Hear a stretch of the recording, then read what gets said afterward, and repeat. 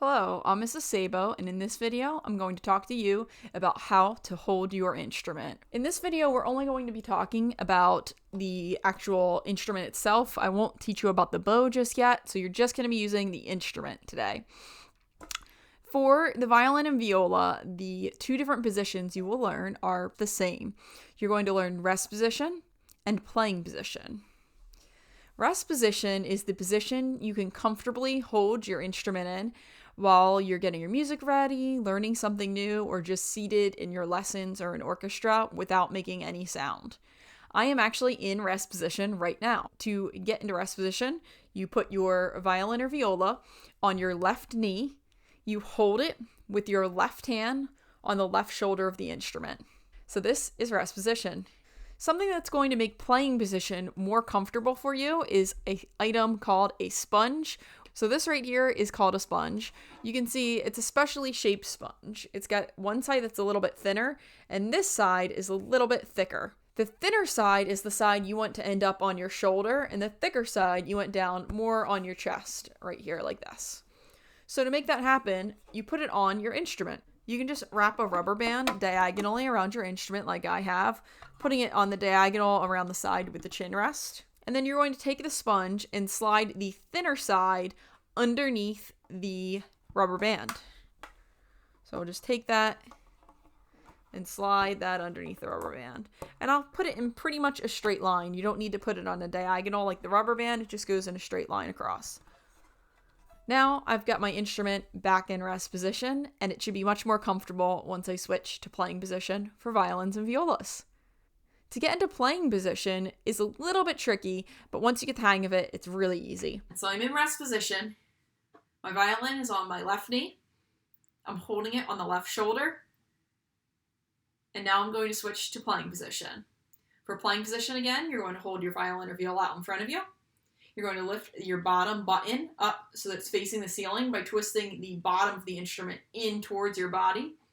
Lift up your chin. Place the instrument nice and high on your shoulder with the neck parallel to the floor, meaning in a straight line with the floor.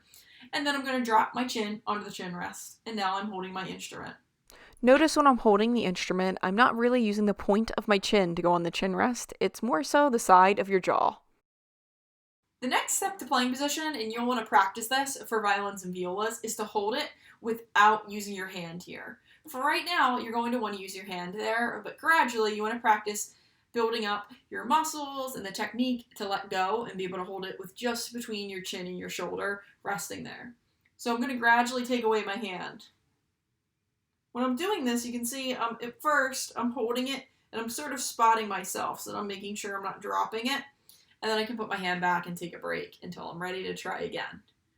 If you have a lot of trouble holding your instrument with just the sponge on the back, you might need to try a different type of padding there. So they make a lot of different products. On my full-size instrument that I personally use, I use something called a shoulder rest. What this is it's padded on the one side, but on the other side, it's actually a hard plastic, and then it has collapsible feet that just pop up that will grip the instrument. I'll show you how that goes on in a sec. So I'm going to flip my instrument over. On this one, I'm going to find the side that's a little bit wider. This side's a little thinner. To put my shoulder rest on my instrument back, I'm going to start with the wider side, and I'll put it on the right-hand side of the instrument, and then I'll just slide the thinner side onto the left-hand side of the instrument, just like that. And the rubber feet sort of hold onto the side part right here, just to hold it in place. So there's like little divots in it to help hold it in place. And that's my shoulder rest. So if you try the sponge and it feels uncomfortable, this type of shoulder rest might be better because it's a little bit more supportive for someone with maybe a longer neck. When you're first starting though, some of you might find that the sponge works better for you because you do have a smaller neck at this point, and eventually you'll grow into something more like this. So now I'll show you how I can hold my instrument more securely using a shoulder rest. And I don't even need to keep my hand here, but always at first keep your hand here to make sure if you were to drop it that you could catch it and your instrument wouldn't break and fall to the floor. So again, if you're having a lot of trouble, you could always go and look at getting something like this, the shoulder rest. One more time, rest position and playing position. Rest position, your violin is on your left knee or your viola is on your left knee. You're holding it by the left shoulder and you're sitting up nice and straight towards the edge of your chair. Next, you hold your violin out in front of you. Flip your bottom of your instrument by turning it in towards your body and move it up towards the ceiling. Lift your chin up, place your violin on your shoulder or your viola, drop your chin onto the chin rest, and then see if you can spot it when you're ready. And that's rest position and playing position.